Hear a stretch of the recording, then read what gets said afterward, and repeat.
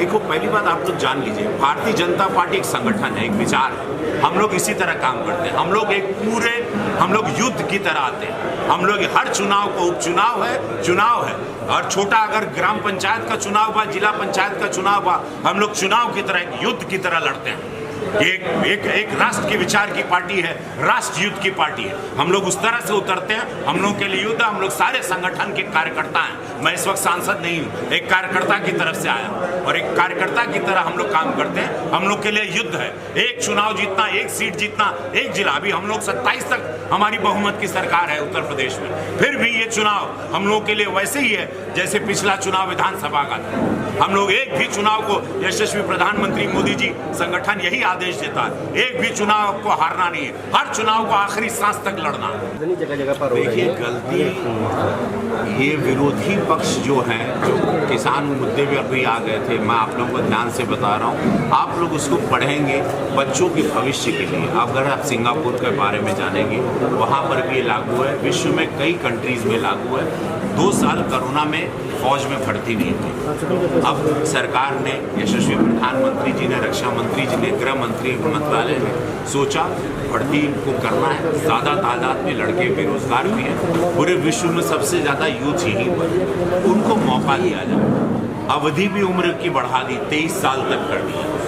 अब उसके बाद 4 साल के बाद जो ये लोग 15 लाख रुपया कमाएंगे, 12 से 15 लाख रुपया, उसके बाद उनको 10% आरक्षण भी। अभी ट्वीट किया, देखिए मैं आपको, अभी आया ट्वीट देखा, अग्निपथ योजना को लेकर एक बड़ा फैसला,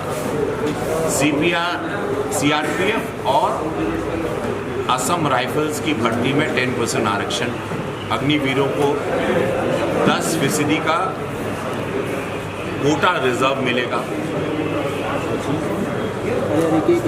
और 3 साल की छूट भी मिलेगी अभ्यर्थियों को।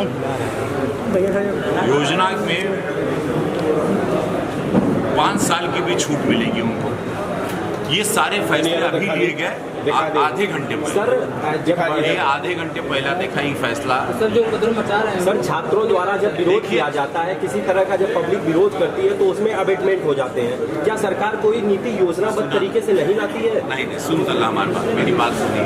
पहली बात तो जो लड़के फौज में आना चाहते थे, जो फौजी मन के लड़के, मेरी बिटिया भी फौज में आ रही, मेरी बिटिया भी अग्निवीर में आ रही। आप लोगों ने मेरा ट्वीट देखा, फौजी मन के लोग कभी राष्ट्रीय संपत्ति को जलाएंगे। जो लड़का फौज में आ रहा है, जो सैनिक बन रहा है, वो कभी भी देश की संपत्ति को, जनता के टैक्स के पैसे को, ट्रेन को, जनता की संपत्ति को, देश की संपत्ति को, राष्ट्रीय संपत्ति को फूकेगा नहीं। तो ये फूकने वाले कौन होंगे? ये पत्थर चलाने वाले कौन होंगे? एक फौजी पुलिस वालों को पत्थर नहीं मारेगा। तो ये लड़के कौन? ये कौन सी पार्टी के? ये विपक्षी, ये विरोधी पार्टी के कौन से लड़के हैं? इनको चिन्हित कर रहे हैं।